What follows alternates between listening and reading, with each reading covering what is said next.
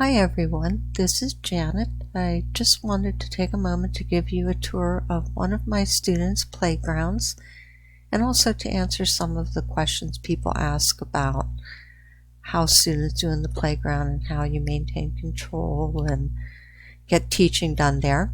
So before we go into the playground, I want to give credit to Cedar Valley Dyslexia Services and Leanne Klinkenberg because she's actually the creator of the playground we're going to use today.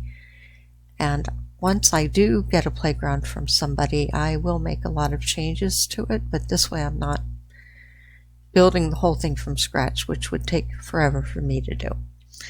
So we're going to go ahead in now, and you can choose to land wherever you want to in the playground. So you'll see we're landing in a little bit of a unique spot once we get there. Okay, so we landed on a rooftop bowling alley, and you can see my dragon pistachio is already causing problems by knocking pins over, and I'm in the middle of the pins too. So if I go to first person view, if I'm having problems with my dragon getting in the way, I can hide him. I just select this button here and hide pistachio. Then he won't keep knocking pins over. Okay, and I was going to show you how I could knock over some pins, but they already got knocked over. So let me give you a little tip on how to set them up again. If you delete the pins carefully, so you're not deleting and putting holes in your ceiling or wherever you're at. And then you go into your blocks and images and go into the sports and select the pins again. But for some reason it only has 4 there, even though I had 6. So we'll put the 4 up. Okay, maybe one snuck away from me. All right, and then I'll get a bowling ball here. All I do is click on that, and then I'm holding the ball. And if I hold down my left mouse button and aim, and I hold until it turns red and then let go, my ball will go and I can try and hit the pins. I can pick it up again and see if I can get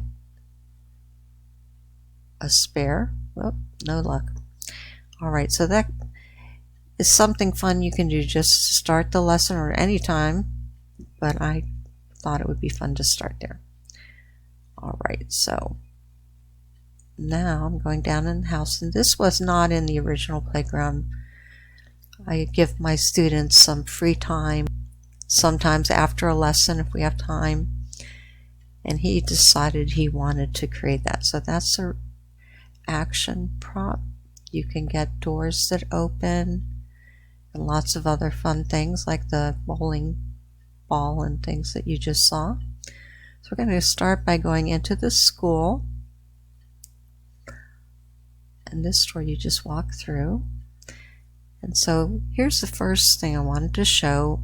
So you might be directing your student to go into the school, and how do they get there, and what if they run around and goof off? But we have a secret weapon. It's called the focus tool. So once you get in there, I like to go in and wait for them, or they will beat me to it. But once I'm ready to start, I click on that and I point where I want it to focus, and it locks you and your student's view into place. So no matter where they are, they're going to be seeing whatever you focused on. So here's a tile board, so you can use that for practicing reading and spelling activities. And the neat thing about these tiles is when you first make them, okay, you would just make one tile using a sticky note, and I'll show you that in a second.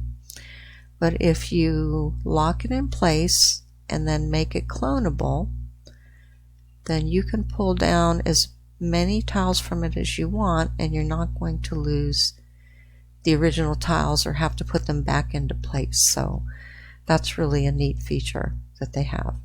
But when you want to make a tile, if you're working on making your own tiles from scratch, you would just pick teaching and sticky notes and click on it, and that will open a box, and type the letter that you want, pick the color that you want, and there you have it. You have a tile. And you can resize it if you decide that you want to make it bigger or smaller, or copy it. So it's a really convenient thing that you can do. All right. So let's go ahead, and I just want to show you an activity I did with a student who needed more practice with dividing syllables when there's one consonant between two vowels. So again, I'm just going to focus it and back up a little. So we use the pencil tool or the drawing tool for this. I'm just changing the color.